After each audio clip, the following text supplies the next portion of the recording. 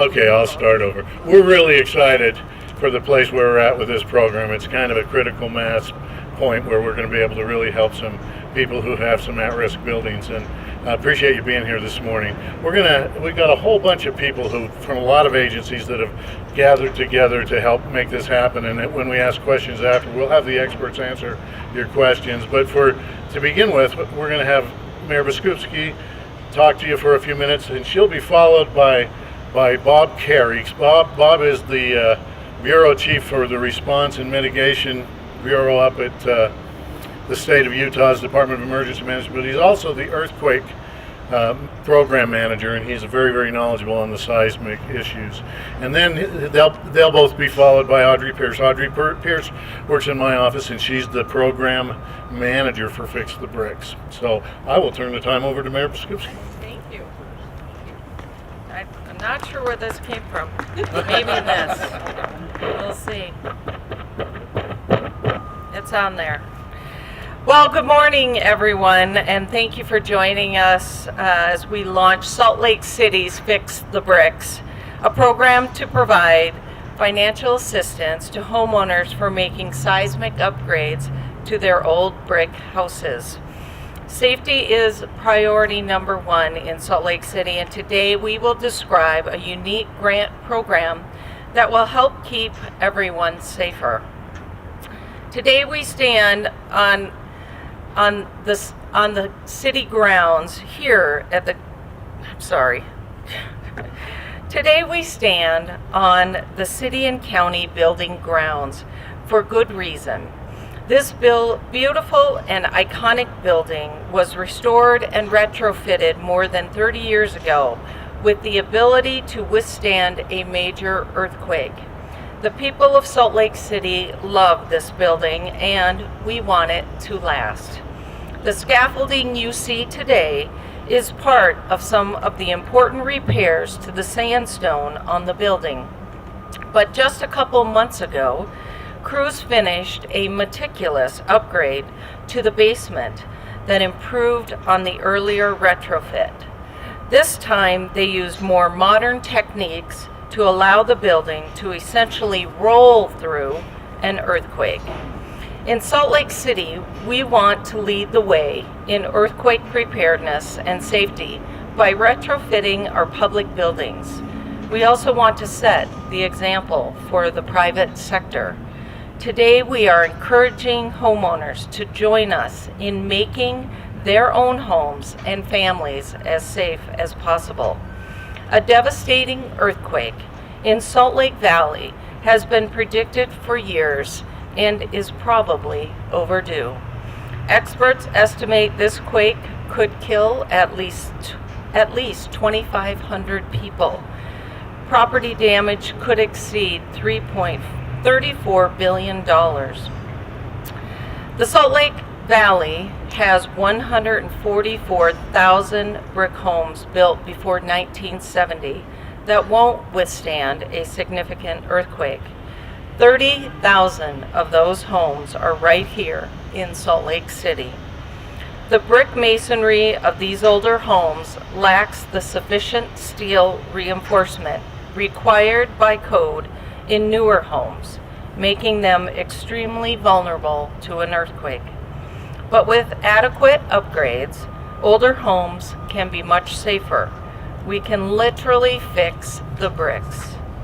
Salt Lake City sits directly on the Wasatch Fault line, making us FEMA Region 8's greatest priority for earthquake safety and mitigation. Federal grant funds have been directed to our state, city, and county emergency management programs to make improvements like securing a roof to walls and bracing a chimney, which are very costly for most people. Thanks to this FEMA grant, our emergency management team's Fix the Bricks program can help homeowners by covering up to 75% of their upgrade costs. This is a substantial way we can work together to make our community safer for everyone. We have experts here who will offer you more details on this program. Meanwhile, I do want to say thank you to everyone who collaborated on moving ahead with this grant process. This is an excellent example of how government agencies can work together for the greater good of a community. FEMA, the state of Utah, Salt Lake City, and Salt Lake County have all been actively engaged in this project. Now I'd like to introduce Bob Kerrey from the State Division of Emergency Management to talk briefly about earthquake potential and disaster readiness. Bob will be followed by Audrey Pierce, who will further explain the Fix the Bricks program, including the way homeowners can get an inspection and qualify for assistance. Bob? Good morning. I'll give you a little background on how we got here today and looking at this particular type of building. That's always been on our radar screen since I've started with emergency management. Within our division, we try to evaluate hazards and risks. And in this particular case, our hazard is the earthquake, and the risk are the people, the infrastructure, and the environment from this particular event. As we move forward with that issue, we develop scenarios. Sometimes our scenarios are fiction, sometimes they're based on actual solid data. As we exercise this particular problem, we found that it would be more useful to have a better understanding of just how bad this problem might be. So we've been working for the last several years on perfecting this scenario, which is an earthquake on the Salt Lake segment, 7.0, and what might come to us from that event. So in 2012, we did the Great Utah Shakeout, and in that shakeout, we exercised this scenario, and we got a broader understanding of the effects that it's going to have on the Salt Lake Valley. With last year, we actually put it into print. We released this last June, a year ago, which is a scenario now in writing. So if you wanted to know exactly the types of things that are going to happen in this event, we have it now documented in there. This was put together by the Utah chapter of the Earthquake Engineering Research Organization, and a lot of the people here with me today actually was on that committee to work on that. So what did it tell us? So what it's telling us is that in this earthquake, we're going to have over 300,000 buildings that are going to need to have safety evaluation on them. Of that 300,000, we're going to see at least 144,000 in Salt Lake County that are going to be affected from this event. Of that 144,000, there are going to be at least 50,000 unreinforced masonry structures, URMs. This particular structure contributes to a majority of the fatalities and a majority of the injuries that we are going to experience from this event. We also know that of this 50,000 that are going to be considered complete losses, that about 7,500 of those are going to be collapses. So this program that we're doing now is an attempt to reduce the likelihood of collapse, which then reduces fatalities and injuries, and then we get a better outcome from an event that we can't control. To that end, we created another document. This is the second printing of this. It is going to be used as part of the project for homeowners to be able to take the ideas in here and to be able to utilize those with pretty much utilizing an engineer or a contractor to help them work through this wall to roof connection, the appendage connections and things like that. Ultimately, what we're trying to accomplish here is to build resiliency in our community to where we can recover more quickly from an earthquake than had we not bothered to take the time to work on and promote this type of an activity. I've been doing this for an awful long time, and I'm way excited that the city is finding the time and the efforts to do this, because this has been one of the things on a lot of lists of things that organizations would like to see done, is to have this particular program. 92% of all URMs are single-family dwellings. So this is a big problem, and this is the first step to getting us to a point where at least we can start to remediate this condition. With that, I'm going to turn it over to Andrea. Okay, so I really want to thank all of you for coming out and supporting this program and this press conference. We are actually, as a department, really excited, just like Bob is, to see something going forward on this, and to have the support of our mayor and from the state and from FEMA, who's helping us with the grant, to all of these other stakeholders and partners that are here today that have actually been helping us develop this from it just starting as an informational program to now we can actually help you with funding to do the retrofits to your home. So as was stated, for our particular region, oh dang it, good thing that didn't hit me. I'm kidding. Anyways, but yeah, exactly. You don't want things like that to happen when the earthquake happens. Yeah, no, but this is the #1 priority for our region as far as mitigation, because of the life safety impacts that it has to all of our residents. They predict that 90% of the deaths during the earthquake will happen to people inside these unreinforced masonry buildings and homes. And so our way of doing that, like I said, was that we started out informationally, just trying to tell people of the risk.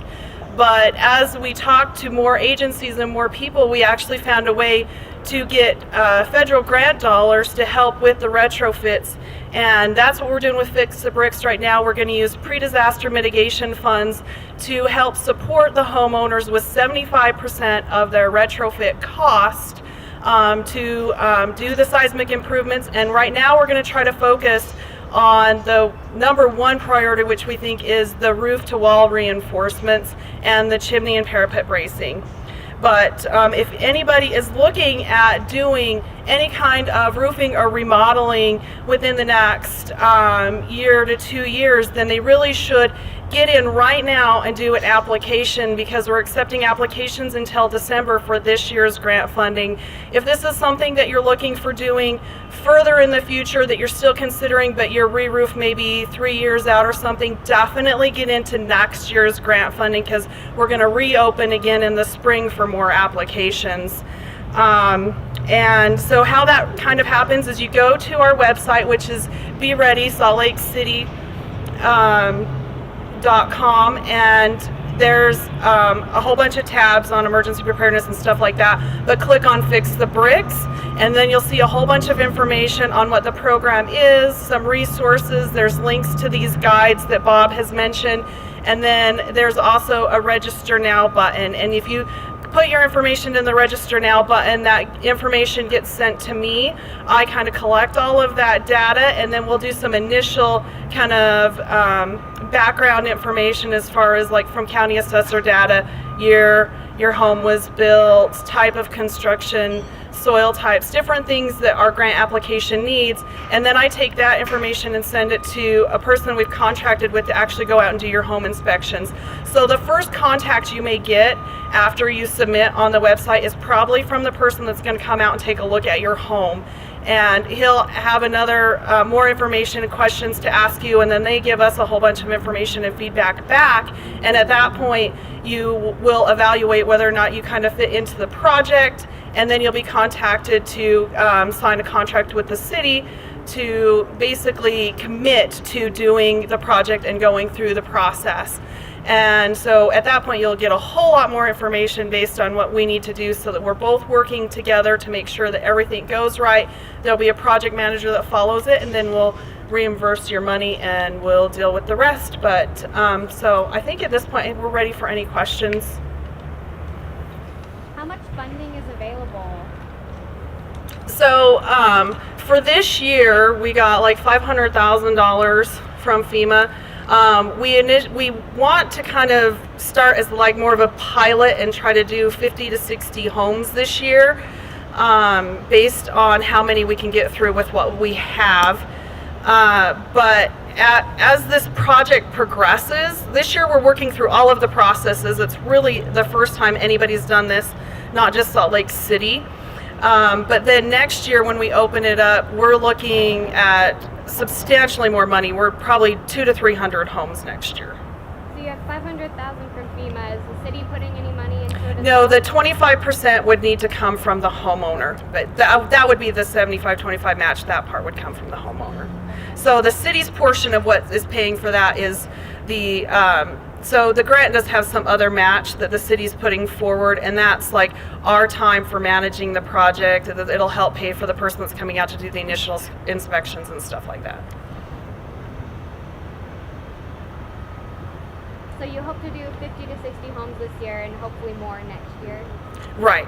Do you know about roughly how much, like an average, it costs to retrofit a home? Just so what homeowners are looking at? Do you want to handle that, Cory?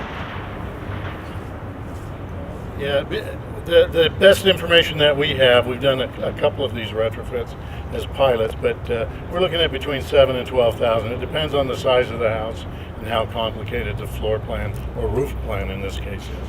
So even with 25%, I mean, this is such an important issue, but also homeowners still might not even be able to afford, or it's expensive. So how are you urging homeowners to make that investment, or how do you get people to make that investment in their home? Okay, well, I mean that is a tough question. You know, it's just basically you're getting $12,000 worth of work for $9,000, or for $3,000. But the other thing, and we're it's very early, but we're in discussions with our people from housing and neighborhood development and looking at how, for people of lower income that have a real struggle with that, if there's some other way. The federal government doesn't really care who provides the match. They just want to know the match has been paid, if that makes sense. And so we've got it's been mentioned by some private sector donor that they might be interested in doing it for people that they hold their mortgages and things like that. Those are early conversations. So those are conversations. It's certainly allowed by the grant, but like Audrey says, we're really just starting out. So a lot of this is proving the concept. We know that FEMA's all on board. They've really been here helping us. So these things, the sky's kind of the limit on those other issues. So anything else you can say to a resident who's looking at the cost, even with the match? Oh, is it worth it? What can you say to them? Is this worth it? Yeah. Well, what I would say, and we've had the earthquake probabilities. I think most of you heard that when they announced that a few months ago. And I think what it works out is there's a 43% chance that in the next 50 years we'll have that big ground rupturing earthquake, which probably works out to a 1 in 115 chance every year for the next 50 years. Well, if you're an adult American, there's a 1 in 450 chance that you're going to die of a heart attack in the next year. If you're driving a car, there's a 1 in 6,300 chance that you'll be killed in a car accident. I wear my seatbelt. I take an aspirin every day. I'm just saying, it's not something you should just go running down the road, we're all going to die. But it certainly is a reasonable risk, and we should take appropriate steps. And we're just trying to make sure people get a real leg up on being able to do that. And I would add to that I think people should at least go online and check this out, apply, have an inspector come out, and get some insight onto what it would actually cost for your particular home. And if you are low income, we are truly working to partner and see if we cannot draw down some private dollars to help with that. From community and neighborhood development, or from the county? The private dollars would come from the community. Okay. From the community. And Cory, sorry, how many homes have already been retrofitted? Well, I can't tell you the number that have been. We've done a couple pilot, or that we've been involved in videotaping and some things like that. But as far as what we've done with this program, we haven't funded any of them yet from FEMA. This first funding would be released at the first of the year.